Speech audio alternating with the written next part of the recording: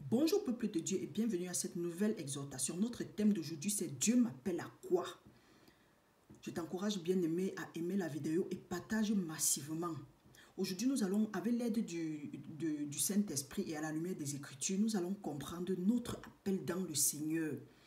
Il est très fréquent de voir des chrétiens ou des nés de nouveau se demander qu'est-ce que je dois faire dans le Seigneur? Quelle est ma place? Pourquoi? À cause des abus chrétiens. Parce que moi-même, j'ai été victime. Quand j'ai donné ma vie à Dieu, j'étais dans une congrégation. J'ai demandé à mon pasteur, comment est-ce que je fais pour connaître mon appel? Parce que vous savez, quand on est né de nouveau, on ne connaît pas encore la lecture de la Bible. Il y a certaines choses, on ne connaît pas encore fouiller la Bible. On attend toujours de notre leader. C'est la même chose comme quand un bébé est né, il attend tout de sa maman, donc il dépend de sa maman. Et tant que tu ne demandes pas, tu ne pries pas, tu dois grandir toi-même. Donc tu dois aller fouiller dans les Écritures. Et avec le temps, quand je fouillais dans les Écritures, j'ai vu, la parole de Dieu est remplie. La Bible est remplie des versets qui parlent de notre appel. Comment est-ce que quelqu'un peut découvrir son appel et à quoi est-ce que nous avons été appelés? Bien, comme je disais à l'époque, le leader chrétien a dit, assois-toi, tu attends, ce n'est pas encore le moment. Pourtant, la parole de Dieu nous dit, du moment où tu as accepté le Seigneur Jésus-Christ comme ton Seigneur et ton Sauveur, tu es appelé à une sainte vocation, à une vocation céleste. Donc, et il dit que nous sommes un peuple, nous sommes un sacerdoce royal, un peuple acquis pour annoncer les vertus de celui-là qui nous a appelés des ténèbres à la lumière. Oui, avec le temps, Dieu merci, le Saint-Esprit m'a révélé et quelques prédications que j'ai eu à comprendre, j'ai compris que oui, j'ai l'appel du moment où tu as été appelé par le Seigneur Jésus-Christ, du moment où tu as donné ta vie au Seigneur Jésus-Christ, parce qu'il est écrit que si mon Père ne t'appelle pas, tu ne peux pas venir à moi. Regardons maintenant un peu en profondeur. Allons par exemple à Matthieu 28, 19. Qu'est-ce que Jésus-Christ a dit? Il a dit, allez partout dans le monde et faites de toutes les nations les disciples. Donc ton premier appel, c'est aller dans le monde et évangéliser. Évangéliser, voilà d'abord ce que tu dois faire. Voilà notre mission ultime. Donc si tu ne connais pas, voilà d'abord ton appel. Avant d'avoir les choses. Mais on a constaté dans le milieu chrétien que les gens confondent appel et don. Et tant que tu n'es pas dans ton appel, tu ne peux pas fonctionner, tu ne peux pas utiliser ton don. Tu ne peux pas découvrir quel est ton don. Mais généralement, bon, pas que généralement, c'est très rare de découvrir ton don hors de ton appel. Soit tu vas te heurter aux difficultés, soit tu vas fonctionner, à un moment tu vas te fatiguer, tu vas constater que ça te fatigue. Pourtant, quand tu es dans ton appel et que tu utilises ton don, les choses deviennent faciles. Les choses deviennent très faciles. On va prendre un exemple très simple. Regardons sur le corps. Les mains sont appelées à laver, gratter le dos, prendre la nourriture, mettre dans la bouche. Les pieds sont appelés à marcher. Ce que les pieds font, les mains ne peuvent pas faire. Les mains sont appelées à être au niveau, à la partie supérieure du corps. Les pieds sont appelés à être à la partie inférieure, donc en bas. Par exemple, les oreilles sont faites pour être sur la tête. Les pieds ne sont pas faits pour être sur la tête. Les pieds sont faits pour être au niveau d'en bas. Donc, si tu vois les pieds sur la tête, tu seras surpris ou surprise. Et les pieds ne peuvent pas faire ce que la tête ou les oreilles doivent faire. La tête porte les oreilles, la bouche et autres. Donc, prenons juste ce petit exemple pour comprendre ta place dans le Seigneur, dans le corps du Christ. Donc, ton appel, c'est ta place. Maintenant, c'est une fois que tu es là, que tu utilises ton don pour exercer correctement ton ministère. Parce que ton appel, c'est aussi ton ministère. Donc, évangéliser, prêcher ou bien, je ne sais pas, ça c'est donné à tout le monde. Maintenant, tu dois seulement avancer avec la foi. Ce n'est pas seulement donné au bishop, au pasteur, au révérend, à ceci. Nous tous, nous sommes des pasteurs. Quand nous nous appuyons sur la parole de Jérémie 17, 14, la parole de Dieu dit que je n'ai pas refusé d'être pasteur. Nous sommes tous des pasteurs. Donc, nous sommes ceux-là qui devons prendre les âmes et porter dans la maison de Dieu. Si tu veux connaître quel est ton appel, la parole de Dieu dit qu'une fois que tu es appelé au Seigneur Jésus-Christ, Dieu, avant la fondation du monde, nous avait déjà prédestinés. Et il nous a prédestinés à quoi? À une sainte vocation. Quand nous regardons dans 2 Timothée 1, 9, donc il nous a ramassé des ténèbres pour nous amener à la lumière. Donc il nous appelle le sacerdoce royal. Quand nous regardons dans 1 Pierre de 2 à 9, et il dit que nous sommes appelés à une vocation céleste. Quand nous regardons à Hébreux 3, 1, Donc quand tu comprends comme ça, là, tu comprends que tu es appelé à faire quelque chose. Et généralement, les gens ont peur parce que les leaders ou bien certains gens qui ont découvert, que par la grâce de Dieu, ils ont découvert leur don, ils rendent les choses difficiles. Ils disent que non, pour comprendre, pour connaître quel est ton don, tu dois jeûner ou bien ton appel, tu dois, oui, ton appel autant pour moi, tu dois jeûner, tu dois prier, tu dois faire ceci, tu dois faire cela. Tout ça là, c'est le mensonge. C'est pourquoi la parole de Dieu dit que malheur à vous. Parce que vous n'entrez pas et vous empêchez aussi ceux qui veulent entrer d'entrer. Mon frère, ma soeur, prends juste un acte de foi. La parole de Dieu nous dit dans Romains, je crois que c'est dans Romains 3, 23. Il dit que si, que c'est par grâce que nous sommes sauvés. Tous ont péché et sont privés de la gloire de Dieu. Mais c'est par grâce que nous sommes sauvés. Donc il faut savoir que la grâce c'est quoi? La grâce c'est que ce que tu as fait, peu importe, on t'accorde le... En tout cas, Dieu te pardonne et tu avances comme si tu n'avais jamais péché. La grâce, c'est un cadeau, c'est une faveur imméritée. C'est une faveur imméritée. Mais si Dieu t'appelle, tu dis comme Dieu t'appelle, un peu comme Moïse a été appelé. Tu dis que Seigneur, je ne peux pas envoyer quelqu'un d'autre. Dieu va se fâcher de toi. Et en tout cas, quand tu sais Dieu, Dieu dit ceci. Il nous dit par exemple dans Exode 23 à partir du verset 24. Il dit que si quand vous servirez l'Éternel, Dieu va bénir votre eau, bénir votre pain, éloigner de vous les maladies. Il n'y aura pas de femmes qui avortent, il n'y aura pas de femmes stériles. Ça, c'est quelque chose que quand tu te décides à servir l'Éternel et Dieu te défend, plus loin en haut, tu comprends, Dieu dit que je vais envoyer la terreur devant toi et tes ennemis vont s'enfuir. C'est pourquoi j'ai souvent dit ici là que quand tu sais l'Éternel, mon frère, ma soeur, aucun sataniste, aucune sorcellerie, rien, même certaines maladies, ça disparaît automatiquement parce que la parole de Dieu, ça disparaît automatiquement parce que quand nous regardons dans Exode 28, à partir du verset 1, la parole de Dieu dit ceci, que si tu écoutes la voix de l'Éternel, tu seras la tête, jamais la queue. Quand tes ennemis vont venir par un chemin, ils vont s'enfuir par ce chemin. Et n'aie pas peur, parce que Moïse aussi, quand Dieu l'a appelé, il a dit que Seigneur, je suis seul. Généralement, on a peur d'avancer dans l'affaire du Seigneur parce qu'on dit que non, on va me rejeter. Certains gens même cachent leur chrétienté. Ils ne veulent pas qu'on sache qu'ils ont accepté le Seigneur. Le Seigneur dit que non, si tu as honte de moi, j'aurai aussi honte de toi devant mon Père. Et si tu veux te fier à ce que qu'en dira-t-on, tu ne peux pas entrer dans ton appel, tu ne peux pas servir le Seigneur comme il le faut. Soit tu mets ça de côté et tu avances, mieux vaut croire à Dieu, mieux vaut obéir à Dieu qu'obéir aux hommes. Et Dieu dit ceci, que si tu ne renonces pas à toi pour me suivre, tu n'es pas digne d'entrer dans mon royaume. Moïse, par exemple, quand nous lisons dans Exode 4, à partir du verset 13 jusqu'à 14, il dit que, oh Seigneur, envoie quelqu'un d'autre. Je ne peux pas. Dieu s'est fâché de lui. Donc si Dieu a donné, t'a appelé et jusqu'aujourd'hui tu traînes, comprends ce que Dieu a dit. Dieu s'est fâché de Moïse et il a dit que mais il y a Aaron ton frère le Lévite. C'était pour dire que même si tu as peur, moi non seulement je suis avec toi, mais ton frère est là. Parce que généralement, ceux qui nous font vraiment obstacle, ce sont nos frères. Parce que quand on regarde l'histoire de Jésus-Christ, ce sont ses frères qui lui faisaient obstacle. Mais Dieu a rassuré Moïse. Il a dit, non seulement je serai avec toi, mais ton frère Aaron est aussi là, le Lévite. Et quand Dieu l'a rassuré, Dieu est parti avec lui. Le Lévite, Dieu pouvait bien prendre Aaron, le frère de Moïse. Mais il a plutôt choisi Moïse parce que Moïse était appelé à délivrer le peuple d'Israël. C'est pourquoi, quel que soit l'appel, quel que soit ce dont à quoi Dieu t'a appelé, mon frère, ma soeur, tu sais ce que Dieu t'a dit intérieurement. Il y a une voix qui te parle. Un peu comme on dit que l'Esprit du Seigneur convainc à notre esprit que nous sommes sauvés et que nous sommes enfants de Dieu.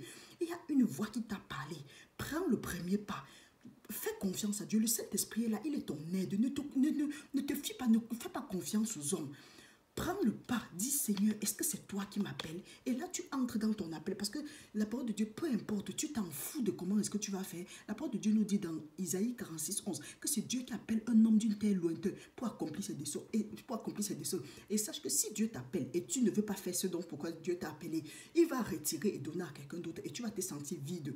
Et maintenant, servir l'Éternel, ce n'est pas peut-être faire les dons, à faire l'aumône, faire ceci, ou bien jeûner, prier, faire...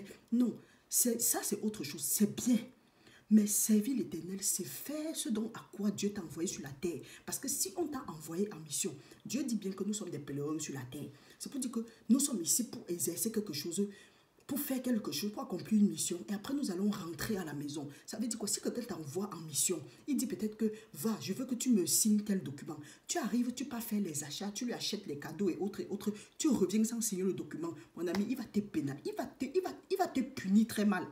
C'est la même chose. Si Dieu nous a envoyés sur terre, il a dit que va, c'est écrit dans ton record que tu dois gagner peut-être 100 ans.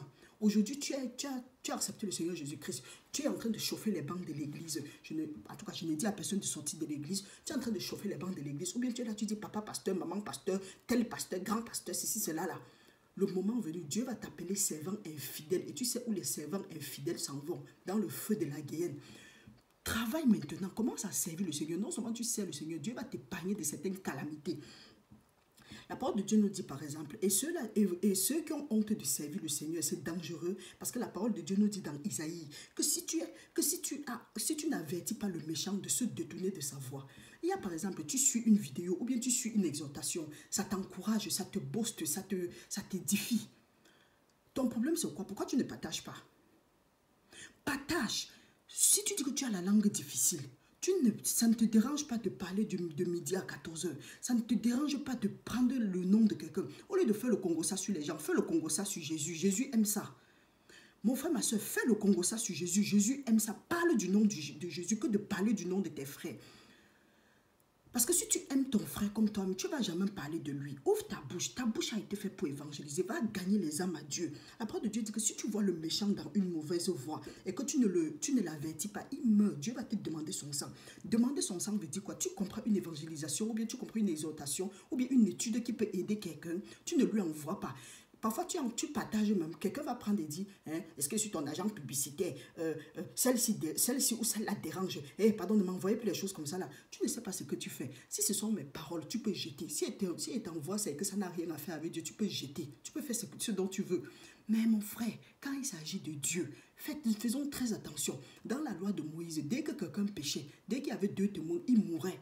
Mais aujourd'hui, ce n'est pas parce que nous sommes sous la grâce que nous allons faire du n'importe quoi. Donc demandons à Dieu de nous aider, de nous pardonner et de revenir à l'ordre. Parce que parfois, nous pouvons même évangéliser. Mais comment est notre témoignage? La parole de Dieu nous dit dans Matthieu 5, 13 que nous sommes la lumière du monde, nous sommes le sel de la terre. Mais que quand le sel perd sa saveur, à quoi est-ce qu'il est encore bon? Seulement à être foulé aux pieds.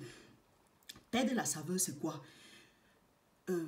Quand nous lisons dans Lévitique 2, 13, la parole de Dieu dit que si tu veux faire tes offrandes, il faut toujours que ce soit assaisonné de sel. Perdre sa saveur, c'est que tu as perdu ton témoignage. Au quartier, c'est toi qui as le problème avec tout le monde. Ton témoignage n'est pas bien. Ton attitude et tout ça, là, rien n'encourage quelqu'un à venir au Seigneur.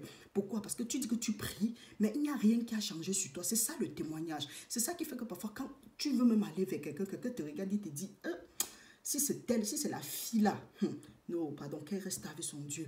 Là, la parole de Dieu nous dit que c'est à cause de vous que le nom de l'Éternel est blasphémé parmi les païens. Alors qu'avec ton attitude, tu n'as même pas parfois besoin de parler. Ton attitude, ta façon de faire, ta façon de te comporter, ça a de l'impact sur les gens positivement ou négativement. Tu te trouves où en ce moment? Est-ce qu'au travail, tu as un bon témoignage? Est-ce que là où tu es à l'université, à l'école, est-ce que tu as un bon témoignage? Notre témoignage doit affecter les gens, que ce soit positivement ou négativement. Mais ça, négativement, nous devons mettre ça complètement de côté.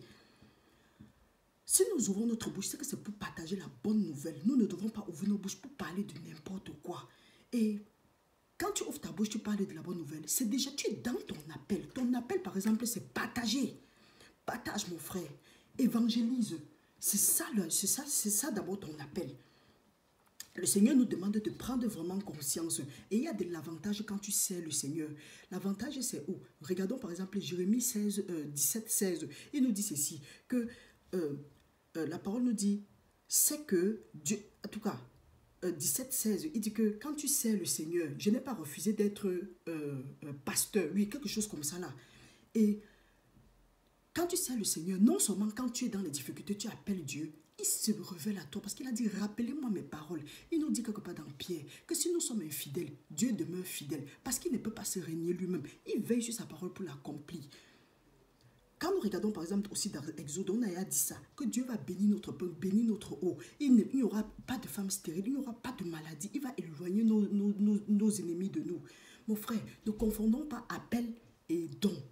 Et il faut savoir, tant que tu n'es pas dans ton appel, ton don ne va pas se manifester. Parce que la parole de Dieu nous dit dans 2 Corinthiens, je crois bien, c'est dans 2 Corinthiens 13, ou bien c'est 12, je ne sais combien.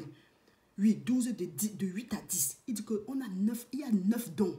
C'est quand tu es dans ton appel que tu vas découvrir ton don. Donc si tu es seulement assis ou assise, tu dis que je veux connaître mon don, quel est mon don, machin. Non, tu dois connaître d'abord ton appel. Maintenant, pour connaître ton appel, tu dois commencer par évangéliser parce que c'est d'abord notre mission ultime. La mission ultime, c'est d'abord d'évangéliser. Une fois que tu es en train d'évangéliser, un jour, tu vas ressentir, Dieu va mettre ça au fond de toi. Et puisque tu ne peux pas évangéliser si tu ne connais pas la parole de Dieu. Mais si tu ne connais pas la parole de Dieu et tu es toujours en train d'évangéliser, tu évangélises quoi? Tu parles de quoi?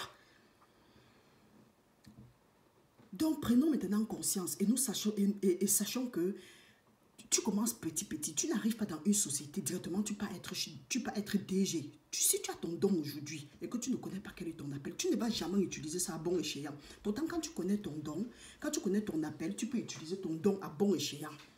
Mon frère, ma soeur, je suis fière, je suis contente. Je prie que le Seigneur touche ton cœur et que tu aies compris ce dont à quoi il est question. Maintenant, nous allons prier pour demander pardon à Dieu pour ce que nous avons fait, pour le fait de l'avoir ignoré, etc. Et nous allons demander maintenant la force au Seigneur. Mettons-nous en présence du Seigneur. Seigneur, nous te demandons pardon pour toutes les fois où nous avons ignoré tes paroles et que nous avons méprisé tes servants et tes servantes qui ont voulu évangéliser qui ont voulu partager ta parole avec nous, qui ont voulu nous évangéliser. Père, nous te demandons pardon toutes les fois où nous avons oublié que tu nous as envoyés sur la terre, que notre premier appel c'était d'évangéliser, de faire de toutes les nations tes disciples. Papa, nous te demandons sincèrement pardon et nous te remercions parce que tu nous as déjà pardonné. Merci d'avoir écouté nos prières et nous te demandons, Seigneur, qu'à partir de maintenant, non seulement donne-nous la force, nous tes servants et tes serviteurs, donne-nous aussi le zèle et l'intelligence. Et sans oublier, ô Père éternel, de nous donner pleinement l'assurance d'annoncer ta parole. Et en étend ta main afin que quand nous annonçons ta parole, que tu fasses des guérisons, des miracles et des prodigues par le nom de ton Fils Jésus-Christ. Merci Père éternel. Papa, qu'à partir d'aujourd'hui, nous te remercions parce que les paroles qui vont sortir de nos bouches, ce seraient seulement pour bénir ton peuple. Et à la fin, la gloire va te revenir. Merci Père éternel de nous garder. Au nom puissant de Jésus-Christ, nous avons prié. Amen.